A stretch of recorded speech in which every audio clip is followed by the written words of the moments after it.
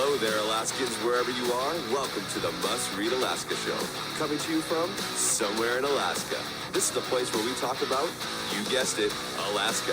Where we keep the mainstream media on their toes and where we are standing up for what's right in a world run by leftists. You can find out more by heading over to mustreadalaska.com and also checking out the Must Read Alaska YouTube channel for some really great content. But first, let's get this party started. Very good. We are live, I think. Is that correct? Yep, we are live. Well, good morning, everybody. Welcome to the Must Read Alaska show, coming to you live here from somewhere in Alaska. And we're just really happy to start out this new week with John Quick, my co-host. Must Read Alaska, if you want to help us out, of course, head over to the website and hit that donate button. It really helps us keep these shows going, as well as our newsletter that goes out 3 days a week, and the website, which it goes 2 to 5 news stories every single day, and lots of content. And John Quick, you are somewhere in Nikiski this morning. So what is in the Nikiski report? Not much to report on. We had Industry Appreciation Day this last weekend, and it looks and sounds like it's turning more into Nonprofit Appreciation Day, which is very sad. We hope that somewhere along the lines we can turn our economy back for the better and for the good here on the Kenai Peninsula specifically. And I think people see that in the Industry Appreciation Day. They couldn't really fill up the booths with industry, and so they filled up the booths with nonprofits this year. And God forbid in the next couple of years, hopefully it doesn't turn into Government Appreciation Day. So but I think we're still hopeful here on the peninsula. We have a couple really awesome projects. One is the old Agrium plant, which has produced fertilizer essentially. And they've been poking around for natural gas since 2008, which is a very long time.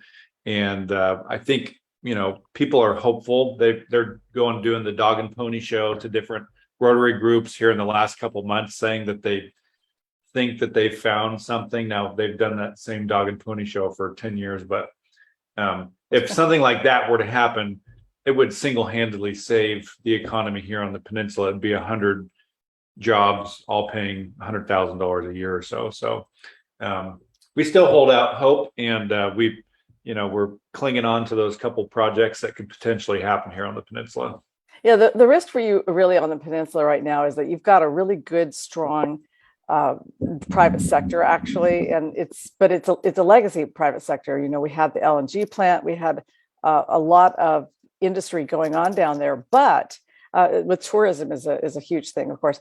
But if the nonprofits come in and start filling in, then you end up with a nonprofit economy, and it really will change the characteristic of your community. And right now, you've got a solid community. I was there over the weekend, and when I was driving out of Sterling back toward Anchorage, I thought to myself, think about the Kenai Peninsulas. Everywhere you look, people have great toys. They have snow machines, four-wheelers, they have boats, they have jet skis, they have all kinds of fishing things going on, and pack rafting. It is a wonderland of just opportunity down there for people. I really would hate to see it turn into an Anchorage. The tendency to embrace the nonprofit world, that becomes a little bit of a thing where all of a sudden it becomes a nonprofit industrial complex, and it happens slowly. But here in Anchorage, of course, that's what we kind of have. We've got a big nonprofit sector, and between government and nonprofits, they pretty much run the world. Well, let's get on to our guest here. Our guest is Dave Stieren today. Dave Stieren, you are here in your own capacity, although you do work for the governor's office in doing outreach and community engagement. You kind of, I guess your job there is to have your finger on the pulse of what's going on in Alaska. And also you do a lot of engagement with people on Twitter. I know you kind of beat back some of the trolls, and that's one of your roles. You are here today in your own capacity, correct? Yep, from the home office, as you can see behind me. Nothing government-y behind me at all. No, and I just do love that. Those Look, black. I even have a partisan coffee mug. It's got an elephant on it. So okay, there, I'm off the clock. Off the clock. Yeah. Okay. Well, we're going to be checking your timesheet because we surely know the mainstream media will be checking your timesheet. So we will too. And so we're really appreciative of having you here today. You were on the election night live stream with us. We enjoyed that so much. I thought, well, let's just have you back on and we'll talk about some other things because we didn't really get a chance to dive into some things. So what's going on with we've got 78 days of midterm elections. We've got, the governor is making the rounds and he's trying to make his case for another 4 years, which is looking pretty good for him as it turns out.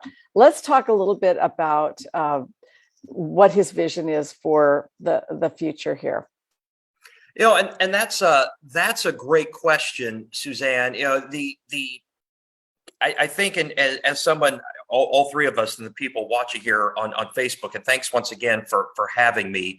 We're out of the spring training preseason election, which is what happened last week, aside from the congressional race, and that, of course, won't be decided until the end of the month. And it's going to be this hybrid of what have you done and what do you really want to do, right? You're going to have, the governor will articulate his vision for the future. His opponents will do the same. And realistically, what's so interesting about this particular race is 3 of the 4 candidates have executive office experience in the top 4.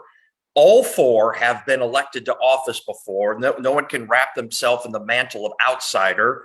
One of the 4 would lead you to believe that he was never governor for 4 years in the first place. So it's real interesting as to how the next 70 some odd days are shaping out.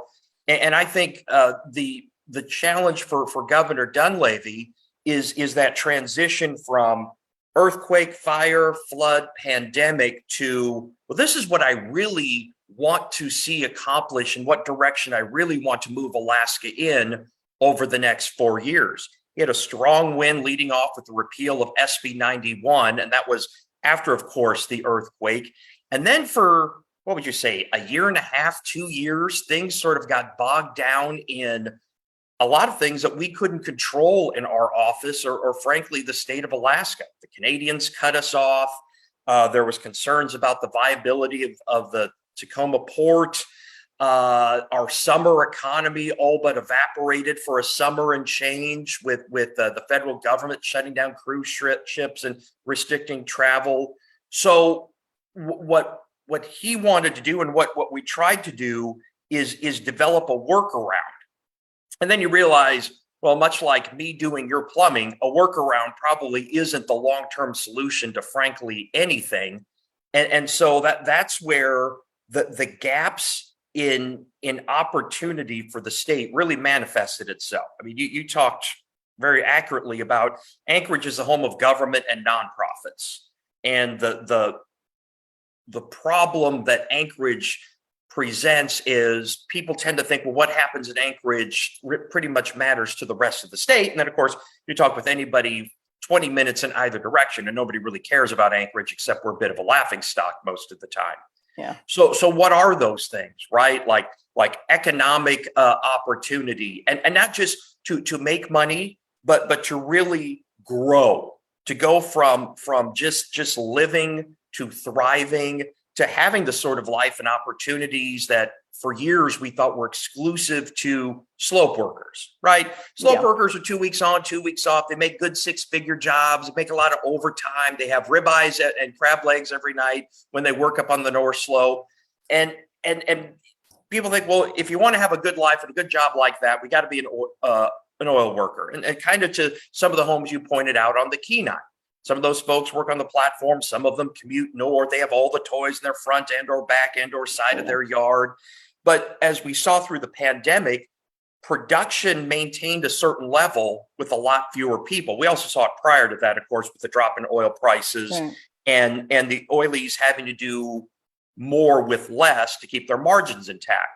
Well, I don't see that the governor feels that upward mobility and economic opportunity is the exclusive domain of the oil industry. And that's not taking a shot at them.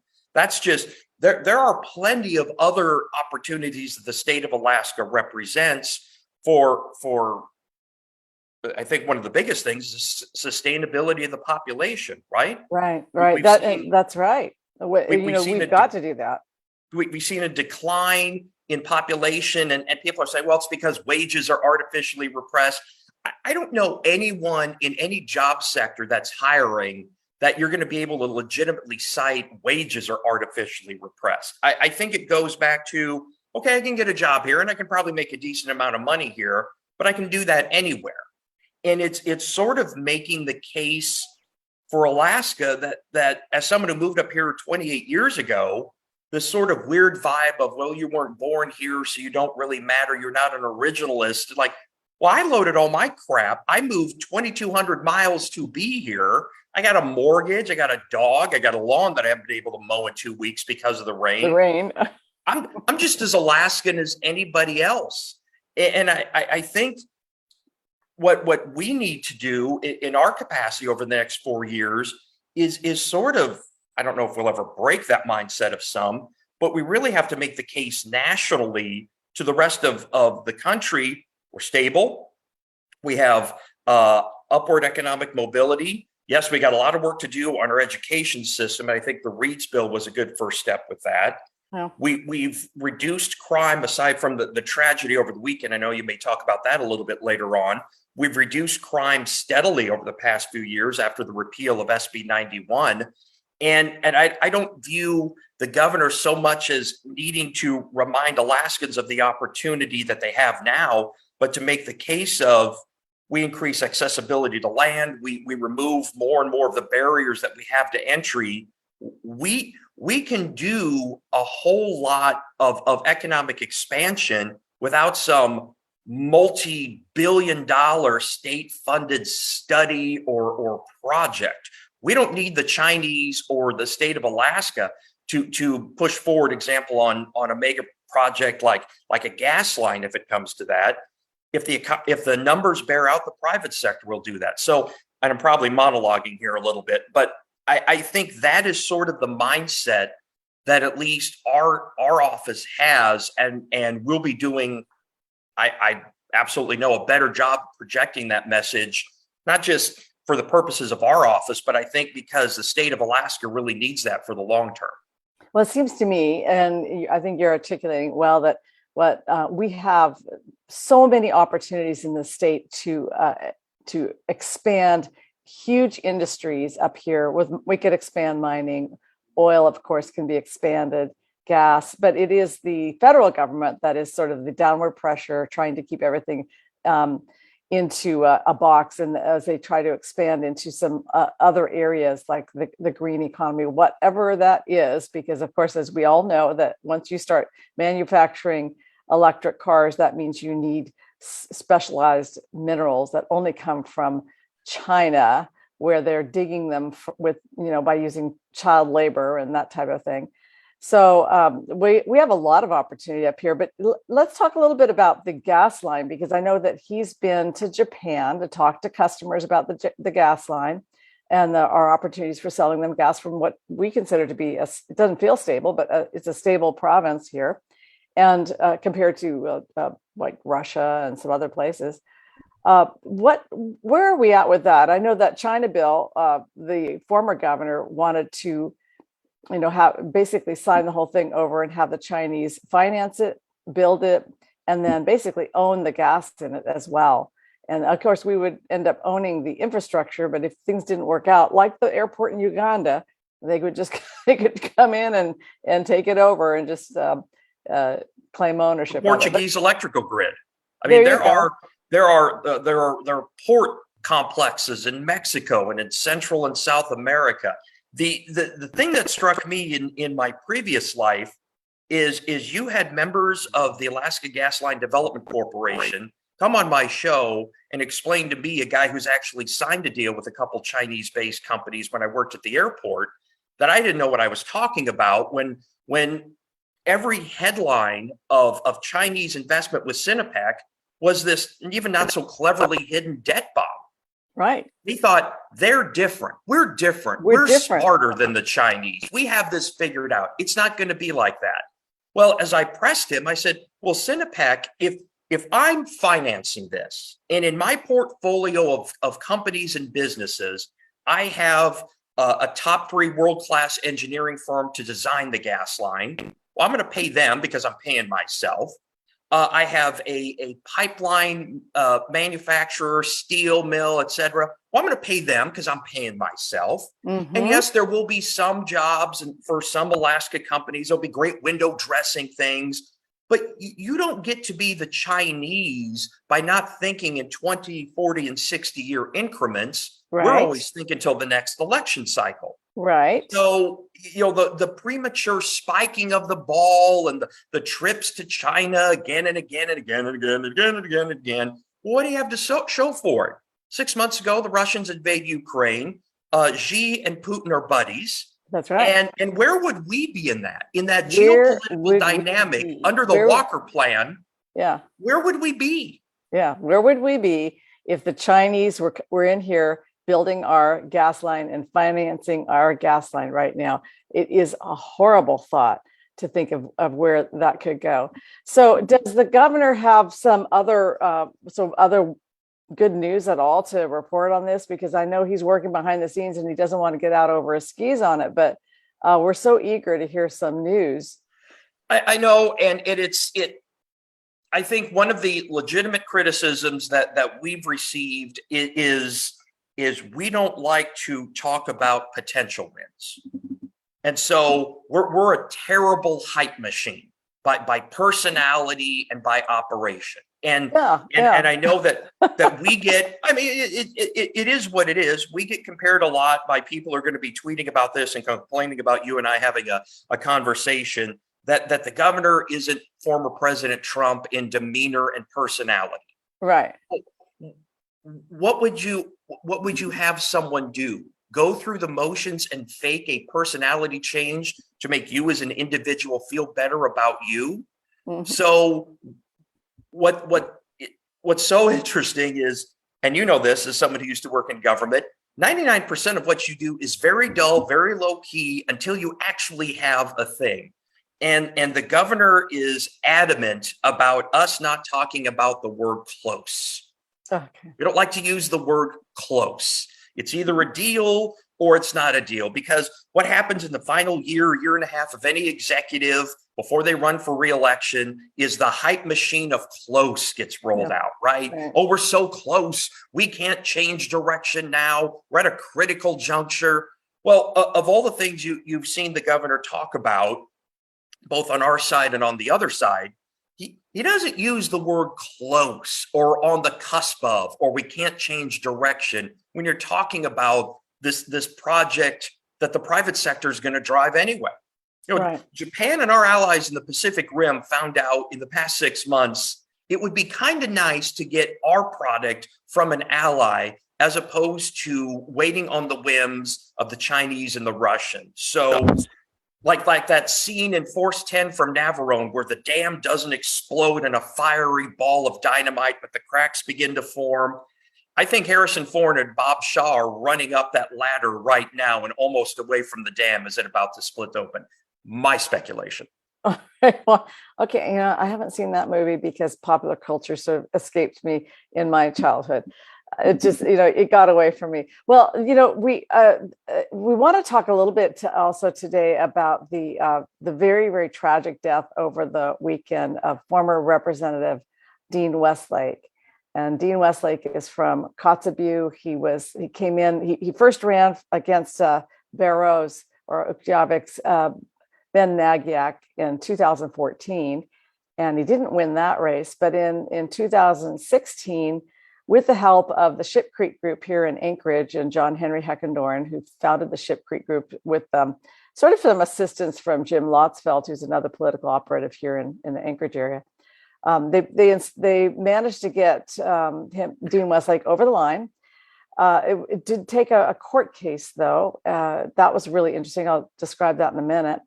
But apparently his son murdered him over the weekend in a very bloody and brutal, violent killing in the home that Dean Westlake owned here in Anchorage on Rovina Street. And apparently there was a dispute over the son not paying his rent and needing to get his life back in order. And perhaps his life wasn't in order. The guy's in jail now. He was a 36-year-old son. from the math that I do, it looks to me like Dean Westlake was about 62 years old when he died on Saturday. And it's just a very tragic thing for his family, of course. The tragedy just continues to unfold. And I'm just sorry for the family, because nobody expects that. Nobody wants that in their life. And certainly nobody deserves that. The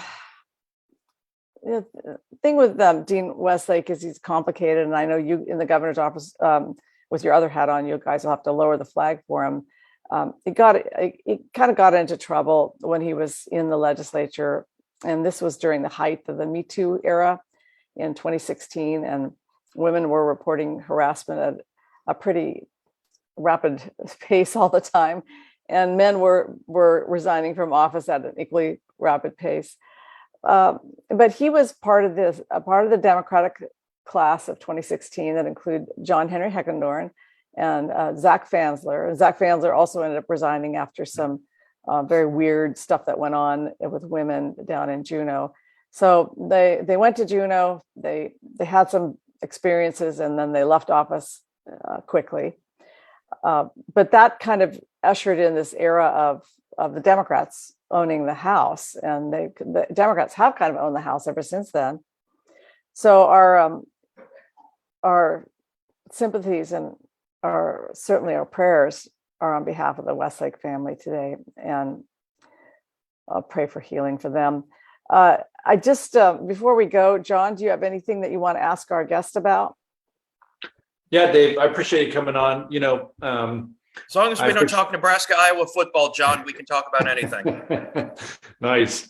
Well, I would say, what is there any tangible? I know that the administration doesn't like to promise things that it can't, back up, and that's one of the faults of what you say is a lackluster kind of marketing or promotional push, which I appreciate you guys being, sticking to what you can deliver. And I think that's awesome. But is there anything that you, either with your governor's hat on or without your governor's hat on, are excited about in a tangible way for the economy, the Alaska economy here in the next, year or so, stuff that you can sink your teeth into and, get really excited about? Well, I think it always goes back to resources, doesn't it? I think when the governor put together that sustainable energy conference a few months ago, you had folks from different parts of the state going, oilies or whatever, going, well, why would he be talking about that? Is he going to take our pickup truck away? We're on a 20-year glide slope of gas field reserves being depleted, major population areas having real reliability issues with natural gas. We may have to increase our import of LNG over the next few years. Most certainly, even with new fields up on the slope, like a picker project opening up, that will help throughput through taps. But we don't have the luxury of waiting for the next big find to do something. And coupled with Alaska's mineral wealth, sooner or later, gravity's going to hit. China will sooner or later make a more aggressive push in the Pacific Rim, right? Putin's already shown what he's willing to do.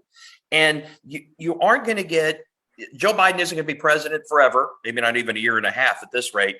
But you are going to have pragmatic people, Republicans and Democrats, go, all right, we talk about this green energy, and we're just so much in love with green energy and blah, blah, blah, blah, blah. And then some smart people are going to say, how are we building this stuff again? And it goes toward these mineral reserves and resources being built by an economic and geopolitical rival. Well, you're not in a position of power to do that. Ask Singapore or Israel. They've taken a lot of their manufacturing in-house, or they have ironclad deals with ironclad allies.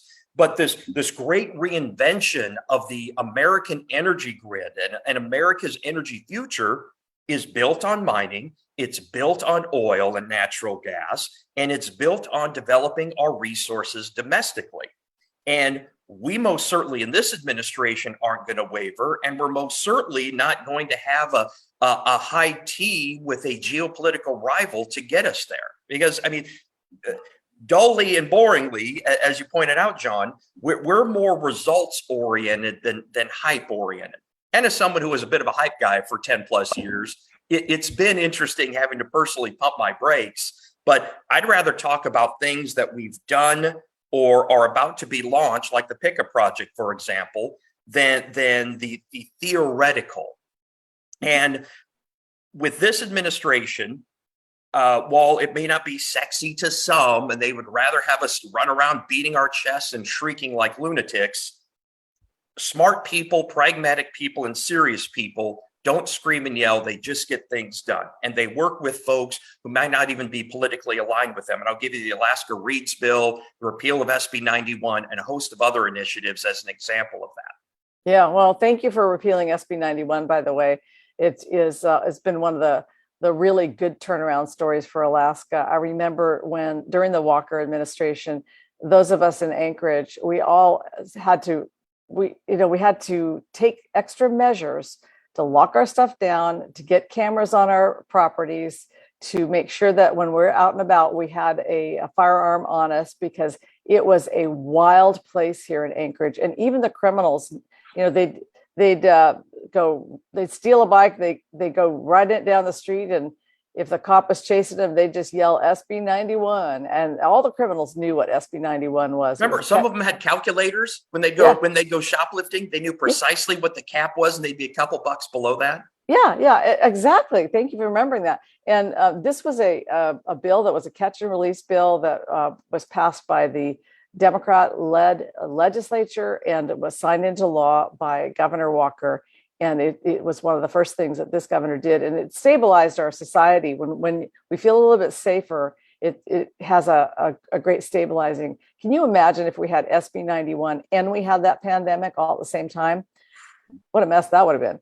So that was really good. And I think that for all the criticism that some give him over the pandemic, you look at it and you say, he did a lot of things right. He brought in, he got industry here to start manufacturing those little testing kits, and he got industry to fly a jet over to China to get some personal protective gear, because we didn't know what we were dealing with.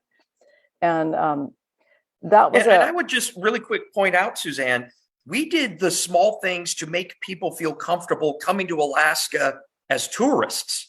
Right. I mean, there is an entire mindset of fear sweeping the country. If I don't want to go here, I can't travel. Right. And the governor's like, look, if planes are flying here, what can we do to fill them up this summer and get tourists here to at least have some sort of trickle effect on our economy across the state? And so, yes, the initial response as we were writing the manual on the fly to deal with this, right, clearly subject for armchair quarterbacking months and years later. Exactly. But the goal wasn't to lock or shut down. The goal, honestly, if people would look at it, was how can we have people feel comfortable from outside of Alaska, travel here, see the state, and keep our small businesses that aren't going to be saved by a PPP loan as intact as we possibly can. Boy, this was a couple of really wild years, and it's hard to remember what we were facing at the time because we're kind of looking back. But he did a great job. Well, we're out of time, and so I just really want to thank you so much. Now you're going to be out at the State Fair today, manning this. Like, there's a booth out there. Starting at about 3 o'clock today is my shift, 3 to 10 o'clock. So okay, so you can, if anybody wants to debate you, they can come out to this. I guess I'll be there. State of Alaska. Just don't bring a turkey leg. Yeah, and so and I may come out there today because it doesn't look too bad outside. If you're a supporter of Must Read Alaska, I want to thank you so much. It really makes this possible for us to, just be a force for good in the state of Alaska.